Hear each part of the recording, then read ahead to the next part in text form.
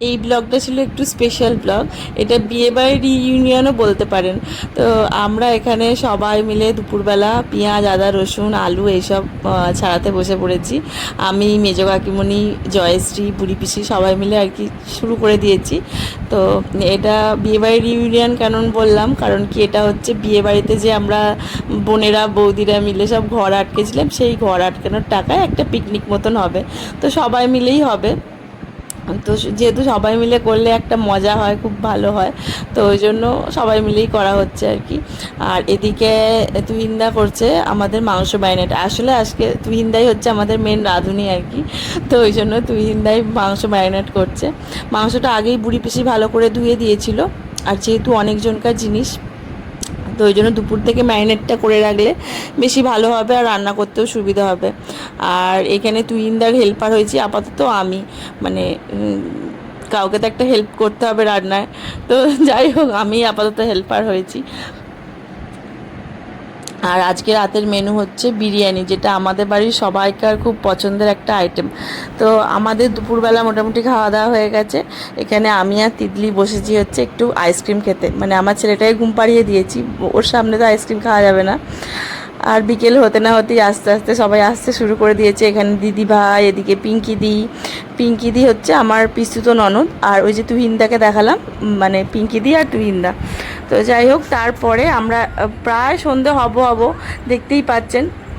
তো আগের দিনে যেহেতু ঘুরতে বেরিয়েছিলাম, ওই ব্লগটায় সবাই দেখেছে, তো ওরাও ওই জন্য বললো, পিঙ্কিদি, দিদিভাই সবাই বললো যে চলো এখন একটুখানি ঘুরে আসি। আর সেদিনকে এত সুন্দর আমাদের ওই মাঠের ধারটায় খাঁড়ার পুকুরে হাওয়া দিচ্ছিল, মনে হচ্ছিল না বাড়ি ফিরি আর কি।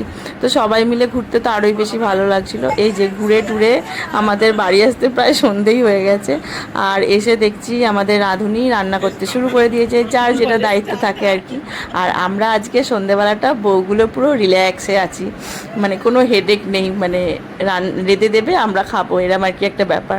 তো ওদিকে রান্নাবান্না চলছে জোর কদমে। আর এদিকে আমাদের 3টে ছানাপোনা খেতে বসেছে, ওদেরকে ম্যাগি করে দিয়েছি। আর মোটামুটি আস্তে আস্তে আসর আমাদের জমছে। তো আস্তে আস্তে সবাই আসছে আর কি। এটা মাম।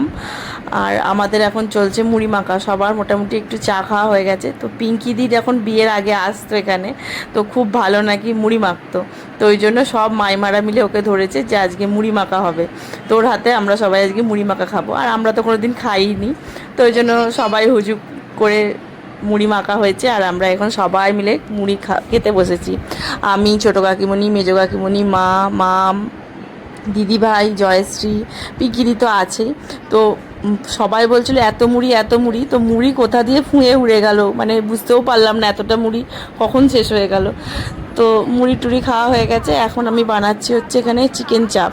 আসলে আমাদের বাড়িতে দুজন সদস্য, ওরা একদমই বিরিয়ানি পছন্দ করে না। তো ওদের জন্য একটু ভাত, আর প্রথমে ঠিক হয়েছিল জিরা রাইস হবে, তো বললো জিরা রাইস করতে হবে না। তো ওই জন্য ভাত আর চিকেন চাপই করা হয়েছিল। তো ওইদিকে ওই জন্য আমি চিকেন চাপটা করছিলাম। আর এদিকে আমার ঘরে আস্তে আস্তে আসর জমছে। আর এখানে পুরো ঘর আমার ভর্তি হয়ে গেছে সব লোকজনে। বেশ ভালো লাগে না এরকম সবাই একসাথে হলে? আর আমাদের বাড়িতে এটা হয়েই থাকে, খুব আনন্দ হয় এরকম হলে। সবাই একসাথে গল্প গুজব ঠাট্টা করে, মানে সেই সন্ধেটা এত ভালো কেটেছে। আর এত খাটনি হয়েছে, কখনো মনেই হয়নি যে মানে এতটা খাটনি হয়েছে। তো যাই হোক, একটা বিরিয়ানি নেবে গেছিলো বলে এখানে সবাইকে খেতে দেওয়া হয়ে গেছে। আর আমাদের তো বড় উঠুন, কোনো অসুবিধাই হয়নি, সবাই একসাথে অনেকজন বসেও পড়েছিল। এই যে এখানে সবাই খেতে বসে গেছে, আমি আর জয়শ্রী সবাইকে খেতে দিচ্ছিলাম। আমার ছেলে আর ঋদ্ধিকে খাইয়ে দিচ্ছিল আমাদের দিদিভাই। ওরাও খেতে বসে গেছিলো, কারণ ওরা তো আবার বাড়ি ফিরে যাবে, ওই জন্য ওরাও তাড়াতাড়ি খেতে বসে গেছিলো। তাহলে আজকের ভিডিওটা আমি এখানেই শেষ করলাম। ভালো লাগলে অবশ্যই একটা লাইক কমেন্ট করে দেবেন। আজকের মতন টাটা, বাই। দেখা হবে পরের একটি ভিডিওতে।